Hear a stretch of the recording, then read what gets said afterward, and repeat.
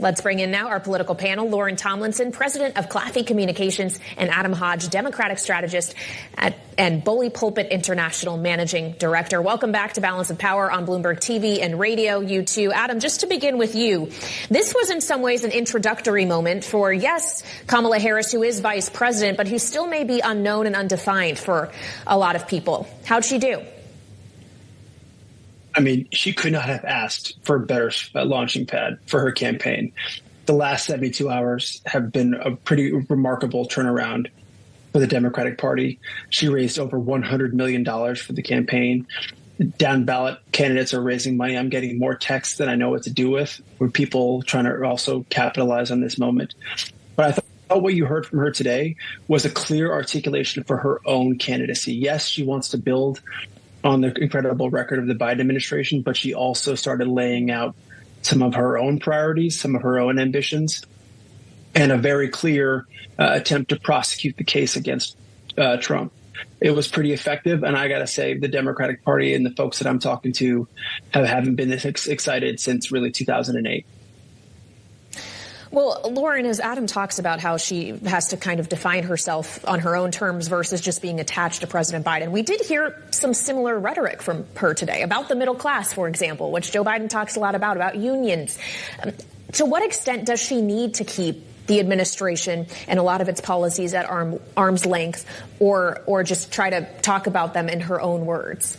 I think she's going to need to talk about them in her own words, because one of the reasons why that Joe Biden was so successful against Donald Trump, beyond the Donald Trump fatigue that we saw in 2020, was that Joe Biden was able to appeal to the same swing voters that Trump appealed to in those Rust Belt states. And these are voters who are economically dissatisfied. They're middle class, working class.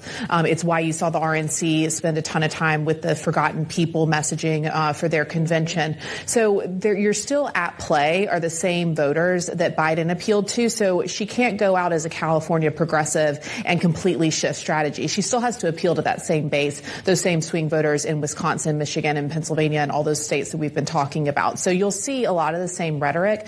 Where she needs to distance herself, and she probably won't be able to, is the failed policies that the Republicans are messaging right now. It's the immigration issue that she was in charge of, what's going on at the southern border. It's inflation and the economy and some of those issues. So that's where she's going to want to put distance. But as far as middle class policies and some of these more middle class economic initiatives, that's going to be what she's talking about the most. Well, you just referenced her, Lauren, as a California progressive. You could also call her a California prosecutor, which raises the kind of role of the rule of law in all of this. This is something that Democratic Congressman Jake Auchincloss talked about earlier today on Bloomberg Surveillance. We have our nominee. It's Kamala Harris. I think the focus now is how do we sprint through the next 100 days to win this election? Because the contrast now is going to be on Democrats as the party of the rule of law. As Americans intuitively understand, without predictability, without law and order, we cannot thrive as an economy and as a civil society. And Adam, you were alluding to this in your first answer, this idea that Kamala Harris is a prosecutor. We heard that language from her today, as we heard in Delaware yesterday, this idea that she has prosecuted people like Donald Trump before. Does she risk, though, leaning too heavily into that image, knowing that for some minorities, some progressives, her legacy as a prosecutor may actually be something that's problematic in their eyes? I think what she's done smartly has focused on Donald Trump and the perceived and real controversies and felonies that he's been convicted for. And that is an effective way to counter and to pivot her record as a prosecutor with his record and his rap sheet as a president. So I think it's been effective so far. I suspect she has a pretty good sense of the message and the contrast that she wants to drive. And I think it's an important inflection point for the campaign, because when it was Biden versus Trump, it was very much a referendum on President Biden. With the last 72 hours, it now becomes a choice between a prosecutor and a vice president and the former president that people are all well familiar with and has still historically been pretty unpopular. So she has a chance. She has to take the initiative over the next few months to really raise up her own profile and her own agenda. But certainly today was a great step forward.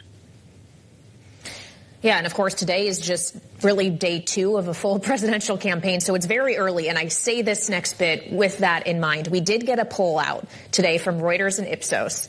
It's a national poll.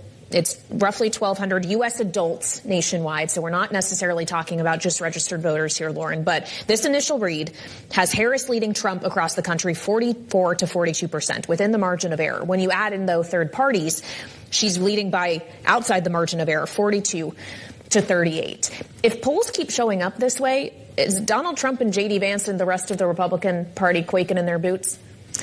I don't think they're quaking in their boots because, again, these national polls, it's, 1, they're snapshot in time, 2, way too early, and 3, like we've discussed many times, this election is going to be decided on the margins.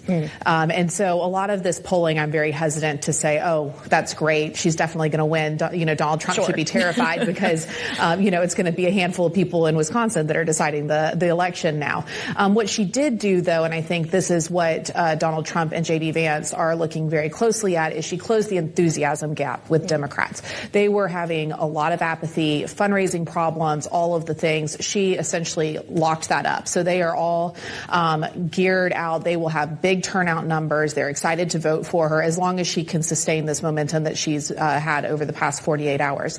And that's something that Trump was very much, especially after the assassination attempt, some of the court rulings, other things, Republicans were fired up, right, to get rid of Joe Biden. So now we have 2 enthused bases, which again emphasizes those small numbers of politically unactive voters that are going to be deciding who wins. Yeah, and also big pots of money that are going to be spent. This could be a very expensive election cycle. Of course, the Harris campaign says they've raised over $100 million in the first 36 hours.